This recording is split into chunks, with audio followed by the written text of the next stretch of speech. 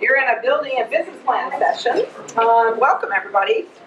Today you're going to hear from Brian Wheeler, who has founded Charlottesville Tomorrow, one of the most successful hyperlocal sites, not so small around the country, who's partnered with their local paper for 8 years.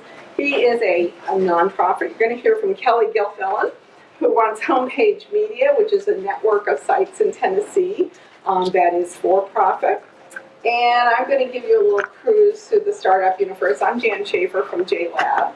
JLab was an incubator for new startups. We raised money to give it away. I also teach entrepreneurship courses at American University in CUNY. And what I wanted to do quickly, very quickly, as a setup to Brian and Kelly, is to run through pretty much what I would tell my students if they were filling out a lean business canvas, which is a template that you can download online. Some of the basic elements you need to think about when you're starting up and that are integral, and maybe I can forward this or not. Key elements are: what's your vision or mission? What do you want to do that no one else is doing in your community? You've got to be able to articulate what we would call your UVP, your unique value proposition. If you're the same as everybody else, try to get unsane if you want people to notice you. How you're going to set yourself up, whether you're going to be a for-profit or a nonprofit. Who's on your team? What your plans are for making money. What your plans are for marketing, telling people what you got and how you're going to distribute your content. And I think it's critical to be able, even if you're not raising grant money, to be able to articulate what you want to do in about 1 or 2 sentences. And maybe you can share what your little elevator pitch is. It's got to be really succinct, very concise, and special to you. I can't tell you how many times I go to news sites and I can't tell what community they're covering. So it would be really smart, and then if they don't have an address at the bottom or a town at the bottom, and I can't tell what. So ID the community. What is your area? What do you want to own? People would want to know who are your competitors. I can't tell you how many times people have come to me for grant funding, and I could tell them who 5 of their competitors are, and they have no clue who their competitors are. So it would be really important to go through a scan of your community to understand who's out there and doing similar things. You have to make a case for what's special about what you're doing and why is it needed. It's also very important, especially if you have to raise money in the grant world, to make it clear who you are. Why you doing this site? What's your expertise? What's your background? What's your motivation? Be transparent. Put your team online. Put your bios online. Put your address and contact information online. Don't make it so hard for people to reach you. I have done a guide, Law for Media Startups, for the Town Knight Center for Entrepreneurial Journalism at CUNY's Graduate School. This is a URL. It covers everything from labor law and what you need to know from hiring employees to forming your business, whether you want to be an LLC or a sole proprietorship or nonprofit, native ads, emails, privacy policies, user-generated content. So I'm not going to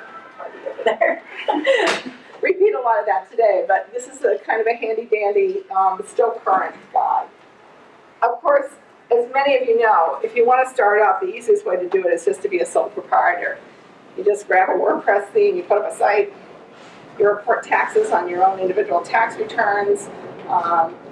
There's some liability issues there that you would get protection from if you wanted to set up as an LLC. But it's the easiest way to do it. If you want to be a nonprofit, it's not so easy.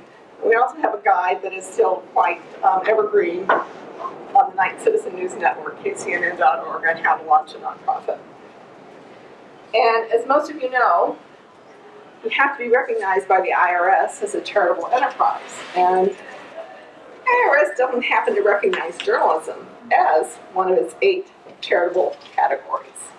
Journalism is not an official nonprofit category recognized by the IRS. So what most nonprofits have to do is make some kind of argument. They usually fall back on an education component to make the case for why they deserve nonprofit status, and I'm hoping Brian can help a little bit more about that. Pretty much, if you want to get grants, you have to be a nonprofit.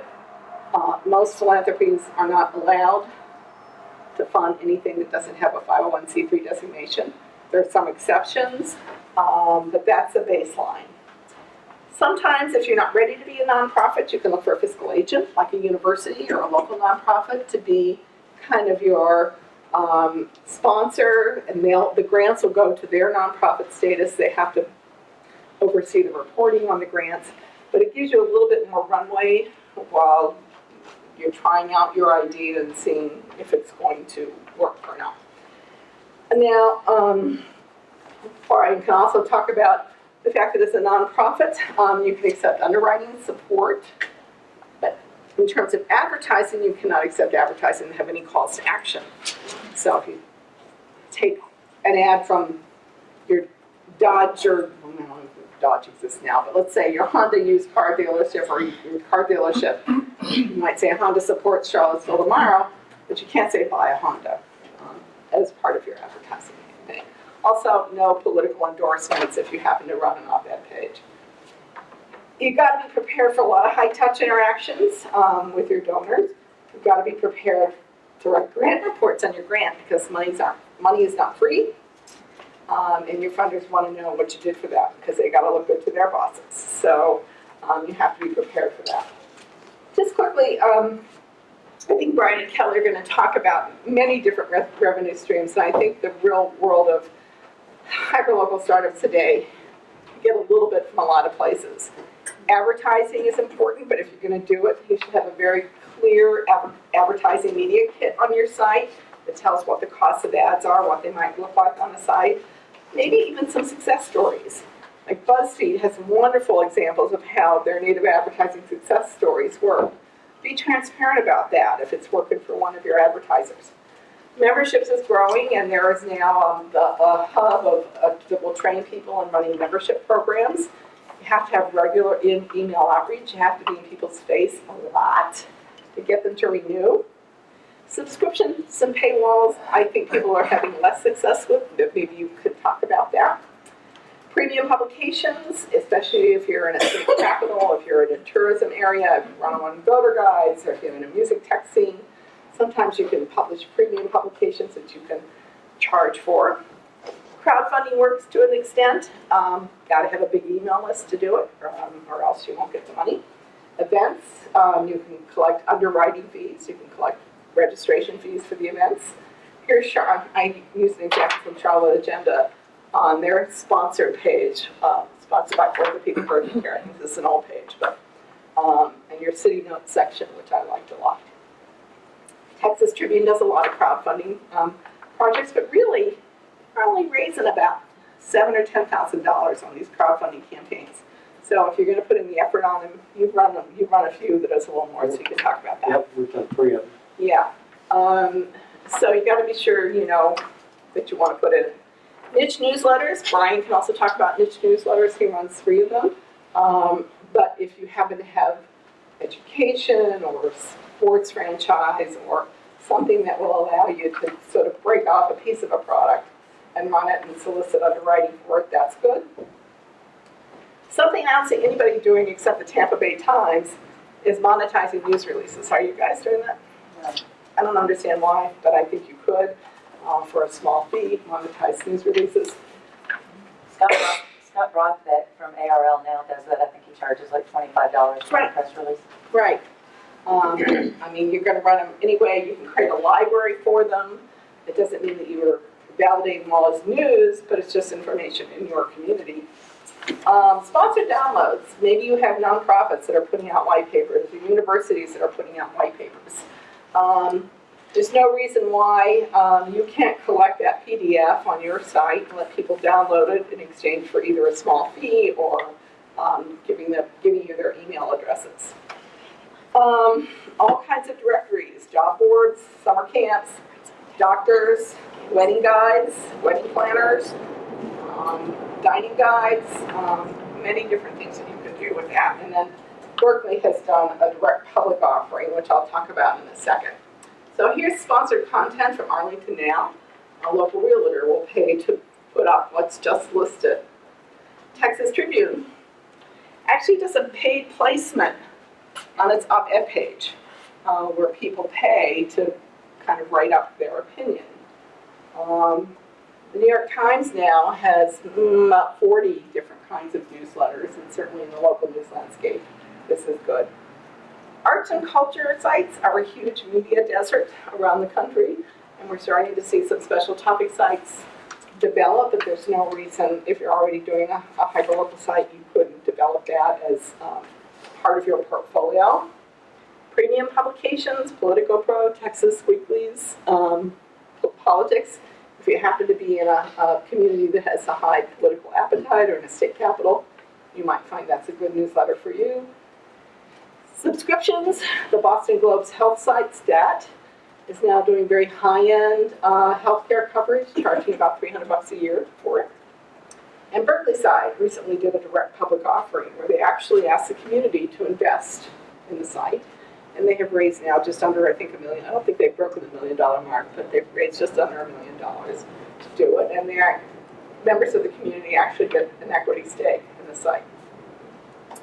I mentioned to you, the only person I knew that was, besides Scott, that was monetizing press releases was the Tampa Bay Times.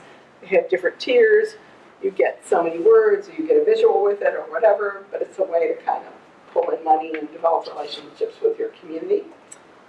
And then, finally, I know you all want to tell the stories that are in your community, but as part of your business plan, I think it's really, really important for you to make the time to tell your own story. Whether you do it in a quarterly report or an annual report, if you want a template for this, I think one of the best templates I've seen is ProPublica's. They actually do it quarterly.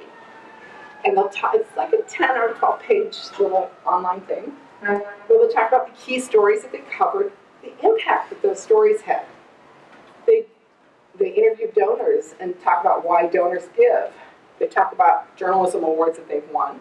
And then they actually give metrics, ProPublica by the number, that talk about the growth in page views and visitors and Twitter followers and that sort of thing. So that if you want to communicate to your geographic area the momentum that you're having, I think it's a really good idea to share that information with your community. So I'm going to stop there and invite Brian to come up and talk a little more about. You want me to? Yeah, you can. All right, Kelly's going to come. Let's see. Can I get you up? I'm taking notes while you're saying. Oh, really? You can bring anything right with it.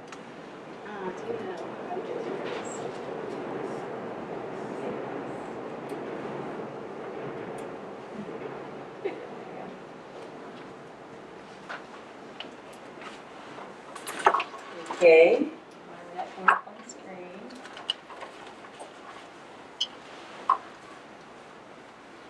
There it is. Oh.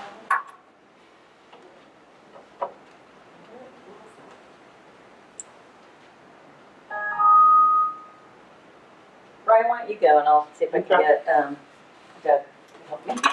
Be back. So my name's Brian Wheeler from Charlottesville, Virginia, and I helped launch a nonprofit 12 years ago called Charlottesville Tomorrow. And I did not have a journalism background. I was a technology executive, so maybe I should be helping up there. But I was very engaged in local politics. I was on the county school board, and we saw an information gap in our community. You were talking about the IRS, not supporting, recognizing journalism. Our application to the IRS didn't even mention journalism, in part because we didn't even know that was what we were doing. So when I think about business plans and telling you about ours, I want you to keep in mind that that wasn't even on our mind 12 years ago, that this was journalism. I would have described myself as a community organizer. We were trying to gather information, share it with as many people as possible, help the community make informed choices. And just about a few set of niche topics: land use, transportation, community design, what our built environment looks like, and once I was off the school board, public schools. So we picked a few topics. We said we're going to disseminate that information, and it was interesting. pretty quickly, the media, the local mainstream media, became one of our biggest customers. These journalists were often in their first job. They were in a brand new town, and they were looking for story ideas. And they would take our stories and make them their own most of the time. Usually we were not mentioned as a source for the story, but we recognized then the impact we were having on the media. And then 4 years later, the daily newspaper approached us and asked if our reporting could be part of the newspaper's work. So for the past 8 years, we've been partnering with the Daily Progress newspaper and provide them all our content. Do they give you money? They do not pay. The transaction does not involve payments. It involves trades. So we get from the newspaper advertising, our logos on every story. We get links from that website back to the full story. But so with that sort of picture, let me talk about the decision we made to be a nonprofit. And again, in part, it was because that was the only thing we could think of at the time. We wanted to raise money from wealthy individuals in Charlottesville, and we knew they wanted a tax write-off. So we decided to set up a nonprofit. Our business plan was really our mission statement. And I would encourage you, if you're looking for some inspiration for a mission statement, to look at the one on our website. And it's just a one-pager, but that was what we took around the community to shop to future partners and to shop to board members who we wanted to recruit. Now, I was in a risky position as somebody who wanted to start this enterprise. And by that I mean I wasn't guaranteed a job. I was hired as a consultant initially to figure out what Charlottesville Tomorrow might be. And then we knew we had to have a board of directors. And then the board was going to have to hire a CEO. And I was hoping it would be me. But they could have just said to me, thanks for your work, we're going to go a different direction. But I've been there 12 years now. But my point is, you give up some control if you want to be the leader and report to a board of directors, right? But when you recruit a board of directors, you also immediately get a set of partners and a set of expertise and community leadership that can help your enterprise get going. A few of the things I talk about in our recipe for success are that we're a mission-driven nonprofit. Again, go back to that mission statement. We're really focused on a few issues, and our goal is to make a better Charlottesville through information. Our board of directors is really strong, prominent community leaders, and many of them are significant donors to our work. We picked a niche set of quality of life issues. So from the beginning, we've said no to lots of things. We don't do breaking news. We don't do courts and crime. We don't cover the University of Virginia. We cover land use, transportation, community design, public schools, and only in our city and our county. And we don't go outside those borders. We've been really open to partnerships. Now again, I didn't come at this as a journalist, so there was no sense of competition in my mind. It was, how can we work better together to get information out to a lot more people? So whenever the radio station would call and say, hey, would you be on a weekly show? Absolutely. Did that for 3 years. We've partnered with the weekly newspapers. We still partner with the daily. We partner with the TV broadcast networks. So everyone that's come along and said, hey, we'd like to partner with you, I pretty much say, let's figure that out, because that serves our mission. It also helps me raise money. And so a lot of these partnerships don't involve trading of funds, but they let me market what we're doing to a bigger audience and invite more people to partner in our work.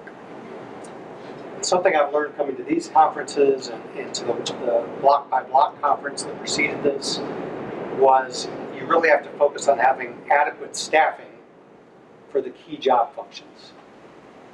So when we launched, it was just myself and an intern. So that meant I was doing everything, right? eventually I realized I needed a full-time reporter to work with me to cover what we were trying to cover. Then I learned, okay, there's the social media thing. We need to pay attention to community engagement and social media. So we got a community engagement person on staff. So I thought it was a three-legged stool. And then I've realized in the past 2 years that there's a fourth leg, and that's somebody to help me with development and fundraising. So we've grown, not quickly, in 12 years. Now we're up to 5 full-time staff. But you have to think about each of those functions. And the other thing I would say to people starting out is, if you're somebody who enjoys doing the journalism, and you also want to run this enterprise, you're going to quickly need to work yourself out of that job. I don't get to write any stories anymore. I have to find the pleasure and satisfaction in helping coach other people to do that and see their work published and recognized. But my job is running the business today. So I have to spend more than half my time fundraising as a nonprofit director. Let's see if there's anything else. I'll just finish with a few, this is in the advice and warnings department here. This is not easy work. If you're thinking about starting a site or you're early on, you already know it, but it's not easy to run these enterprises. You have to be experts at a lot of different things, wear a lot of hats. It takes time to build your audience and your base of supporters if you're a nonprofit. The path that you choose is probably going to be different than everyone else in this room, because every community is different, your expertise varies, you have different interests, and you're trying to fill a different niche. And at the same time, I think we can all learn from people that have been doing for-profit work. I've learned from Kelly and others that are Lion members. So you can learn from the for-profit side. Don't wear blinders and think, oh, I need to only talk to nonprofit people. We steal ideas from the for-profit side all the time.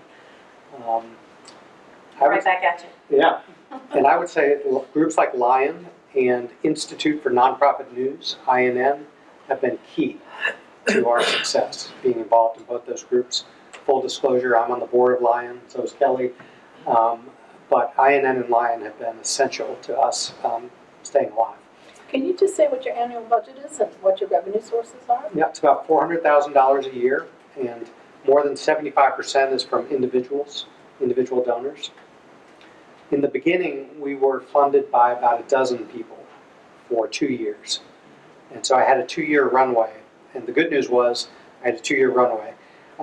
And the board was like, Brian, don't worry about fundraising. We've got that covered right now. Just figure out what this business is.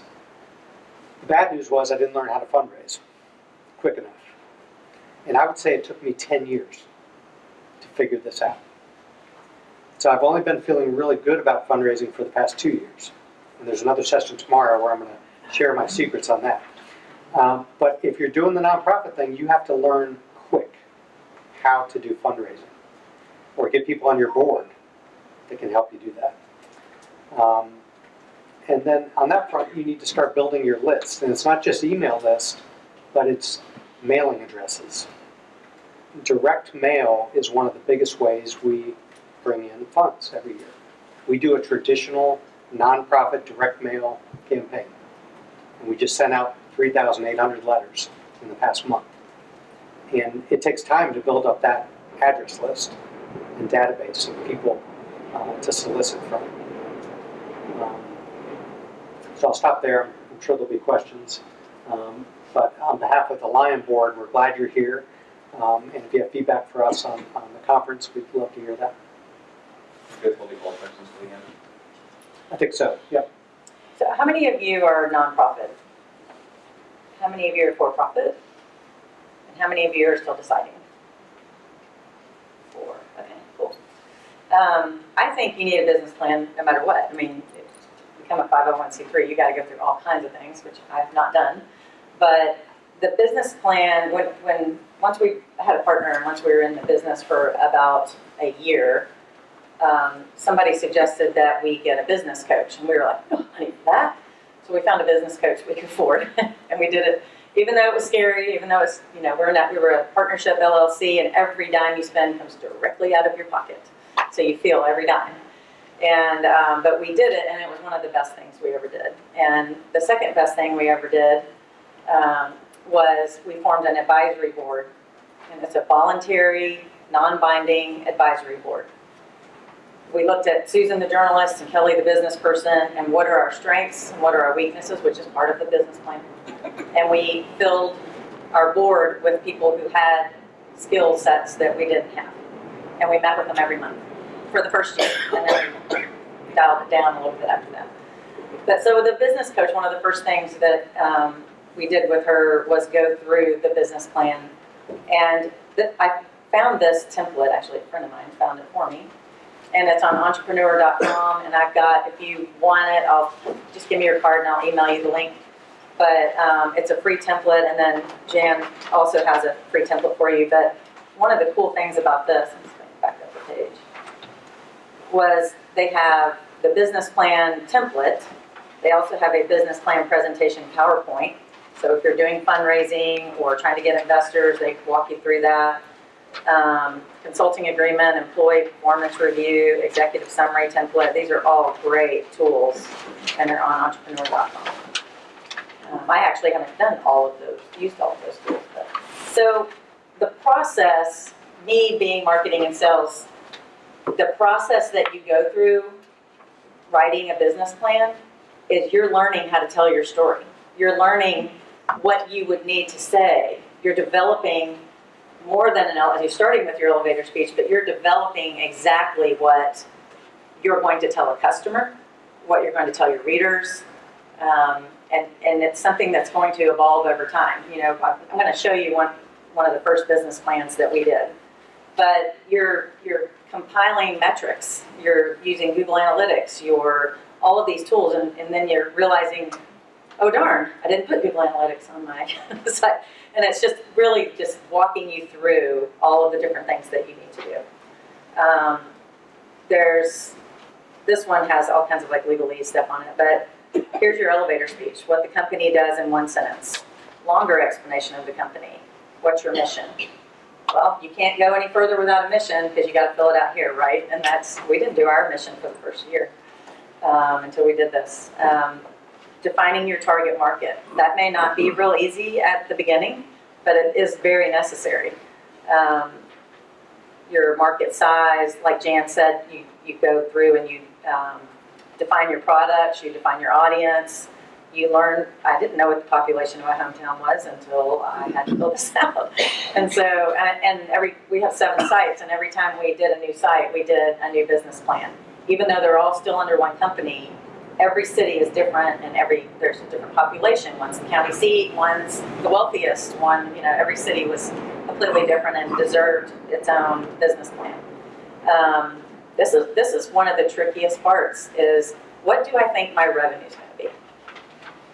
So you got your media kit, right? And you're out selling, and you got to sit there and go, okay, if I sell 6 skyscrapers and I get a 1-year contract on half of them, and it really makes you think, like, what do I need to sell? What has to happen for this business to function?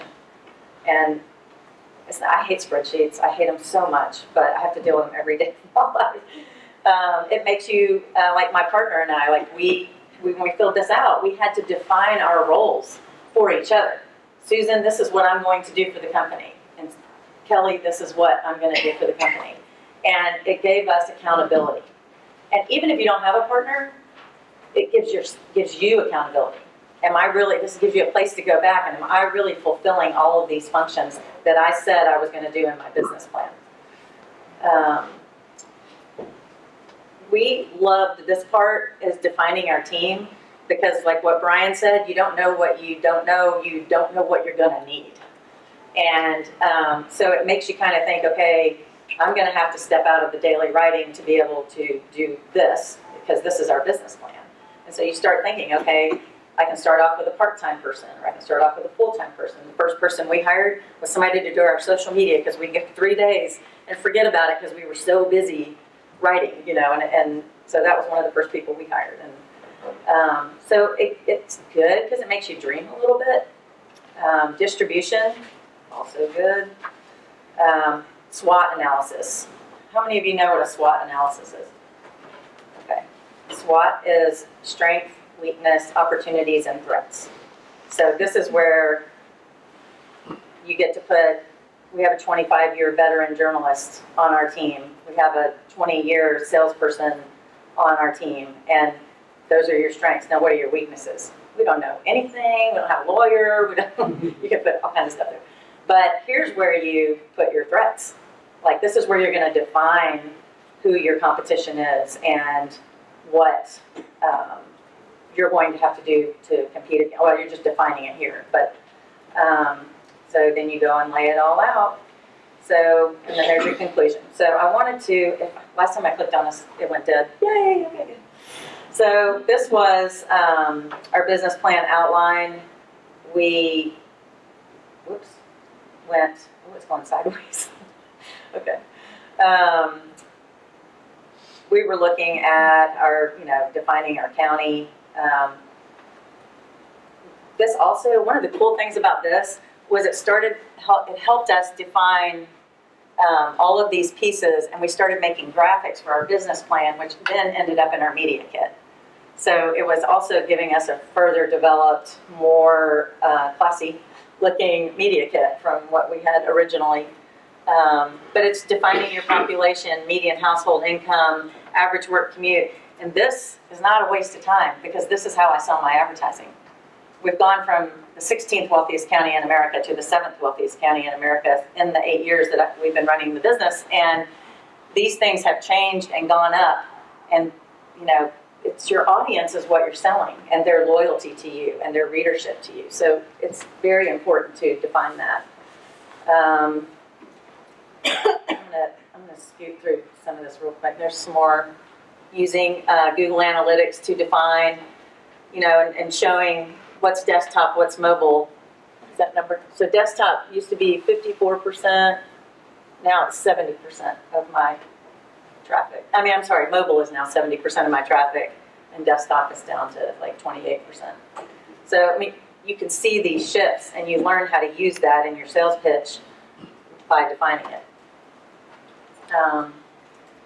We pulled Knight Foundation information. A lot of this was our board-driven. I was trying to get. So this was a working copy that I had, and I suggest that you do this, whether you have a partner or just a friend who's maybe a lawyer or something, but get somebody to go through this with you in person, and then have them take it back and read it. And we just sat here and put notes, and I would say, this is what I don't know. This is what I want your advice back on. She would, my business coach would, really long part there, leave me notes and kind of explain,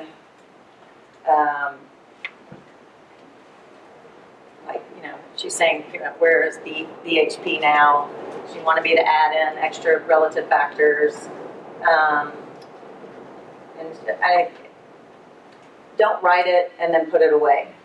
Write it, go through it with someone, and then use it as a tool. I'm going through the process right now of completely redoing my business plan. So it's really funny that I got asked to do this. But I think the feedback I got from the business coach and the conversations that it caused us to have as partners really helped the business grow.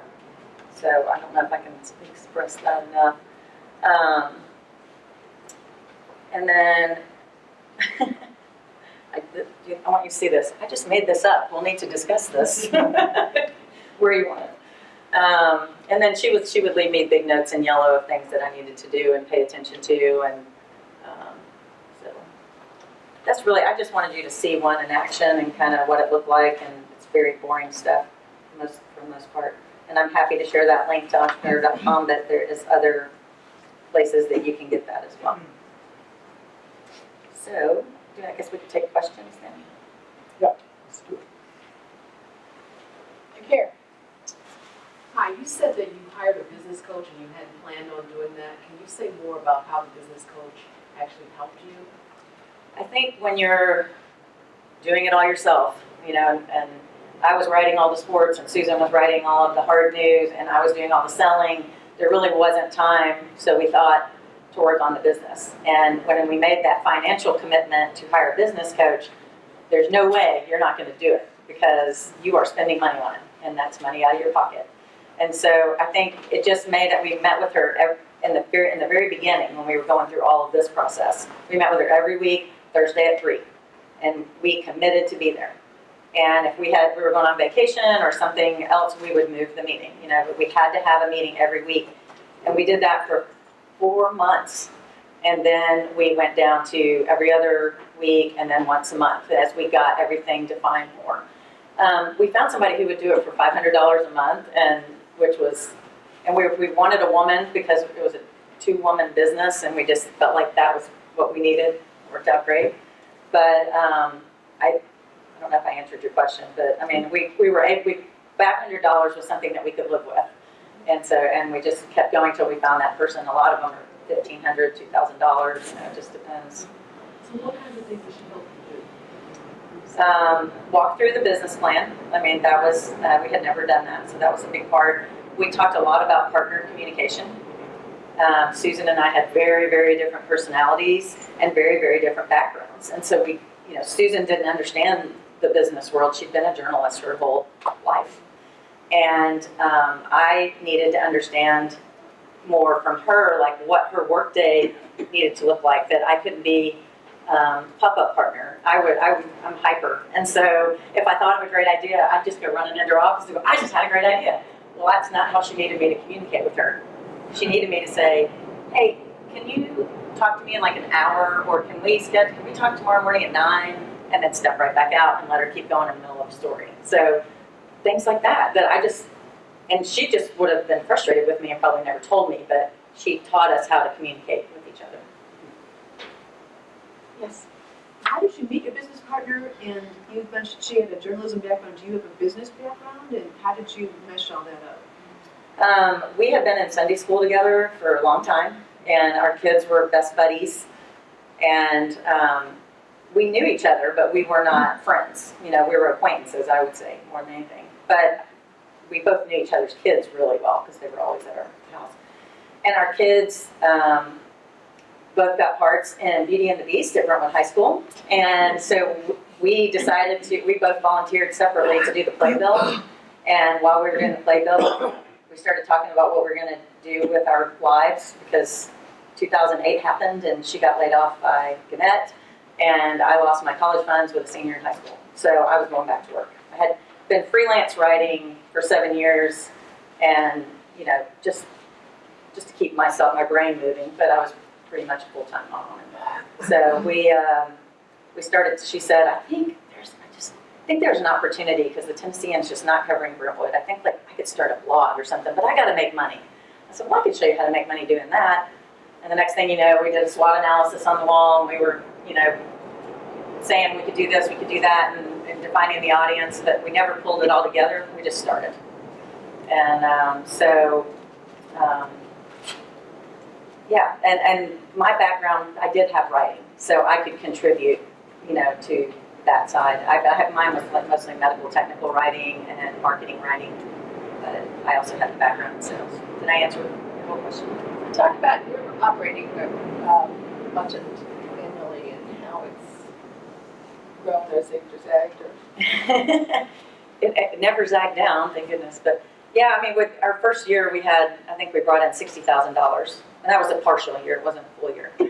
And then for 3 years after that, it tripled, and then kind of leveled off for a while because we stopped. We started new sites, but we were really trying new products and stuff to see if the revenue would go, up, trying different things. And then Susan exited the business in 2014, and I've started a few more sites since then. And so our annual revenue has been between $550,000 and $600,000 the last few years, and this year we're on schedule for $800,000, which was my goal. So crossing my fingers, we have a good fourth quarter.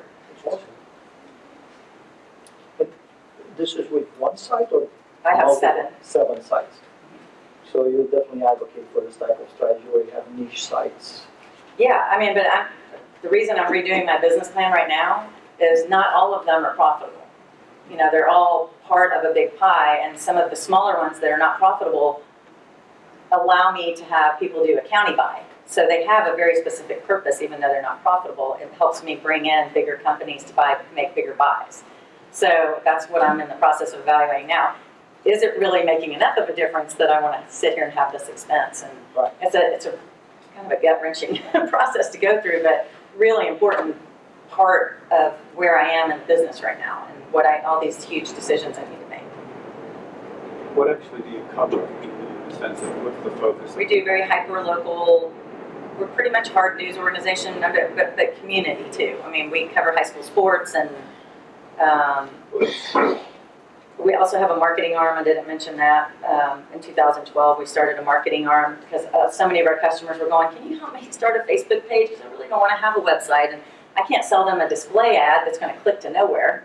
So I was just helping people do this stuff just to get them to buy an ad, and then I realized I could start charging them for it. So we did that, and we do social media for people, and we're developing that. Hmm? Can you walk through that, how you do that for people, or charge, or? Yeah, we actually just raised our rates, but I made up a system and I analyzed how long it was going to take to do these tasks, and then I marked it up 60%, knowing that I was probably going to discount it, and so I ended up hopefully getting the 40% margin. But I just take what that person that's doing that task makes, and I did it, basically laid out a profit and loss. You know, I pay them $16 an hour, I'm going to charge $25 an hour or $40 an hour. Now we're at $60 an hour. So, but that person doesn't make $16 an hour. For staff? Yeah, staff. I have staff of 14.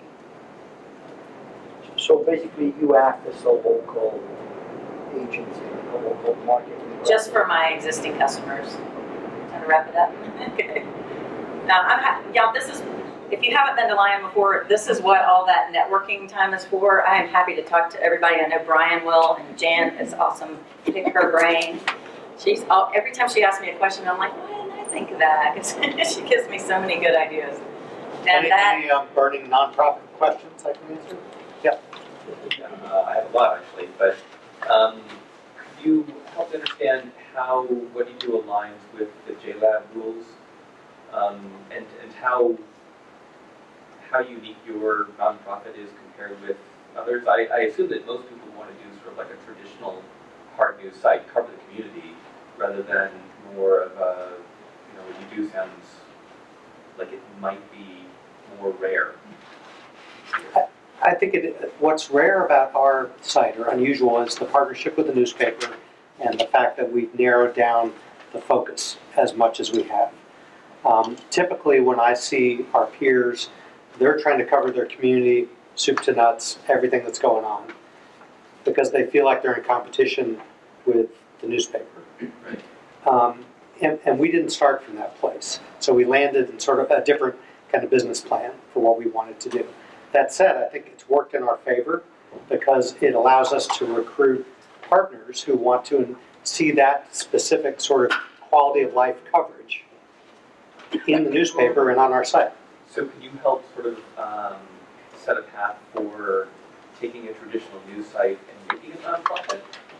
For instance, the kinds of things that we would cover around the gamut, the kind of ads that people would want to have on the site might run counter to those rules that are run down. How do you navigate that? Yeah, advertising on our site is 6 to 10% of our revenue, so it's a small, we call it underwriting, but it tends to be the banks, the lawyers, the people involved in the home building and buying and selling industries, and the things that you want to put in your house. So we have, carpet ads and pillow ads and those sorts of vendors. Because a lot of the people coming to our site want to know about the community and want to know about the neighborhoods and the traffic and the schools. So we've recruited then underwriters who know that that's a sweet spot for our content. I think converting, if you've already incorporated and you're already a for-profit, I think, is that the case? That you? It is unclear. Yeah, okay. I think converting from for-profit back down to nonprofit might be a challenge. I'm sometimes asked, would I pick, knowing what I know now, would I do the nonprofit model? And I would. And the reason is, when I look at a lot of the peers that are Lion members, you know, having a nonprofit board of directors and a company set up that way, it also brings a set of expectations that I'm going to get a salary, that I'm going to get vacation, that I'm going to get benefits, retirement. Because we're a nonprofit organization in Charlottesville. We have a board that wants to recruit staff to work for that nonprofit. And so they want to have a, you know, compelling set of benefits and salary for me. A lot of our bootstrapping peers who are trying to do the for-profit site, my opinion is it's a lot tougher because they're not focused on a specific area, and they're often recruiting their spouse to be involved in the startup, and they may not be paying themselves as much as they're worth. I'm sure they're not. They may not be taking vacation, and so that's, you know, there's some lifestyle choices you're making too. I'm not saying the nonprofit model is easy. It's hard to raise money. It's hard to raise, for me, $400,000 every year. But can you make it work for, I mean, could Homepage be nonprofit? Sure. What do you think, Kelly? I mean, do you think there's enough deep pockets in your community, donors that would? I don't know. I mean, I've been serious. That's one of the things that got me started with redoing my business plan was because Tracy, I've been talking to Tracy and Lance at Berkeley side about doing the direct public offering. But I'm very different than they are in that I have 7 sites and they're very hyper-local. And is Brentwood going to want to invest in something that's also going to affect, you know, so I just got to have a little different situation. So. I want to do in Virginia what Kelly's doing in Nashville. So we want to have a nonprofit network throughout Virginia. And to me, again, it makes more sense to be more like public media, NPR, PBS, and build out a nonprofit network to do this work. Because I especially now, you know, we saw our members, our donors, go from 300 in 2015 to 500 last year. So there's this wave of interest in investing in journalism as a cause. And so I think that this is a good time to think about the nonprofit approach. All right, folks, round of applause for our panelists here. Thank you, guys.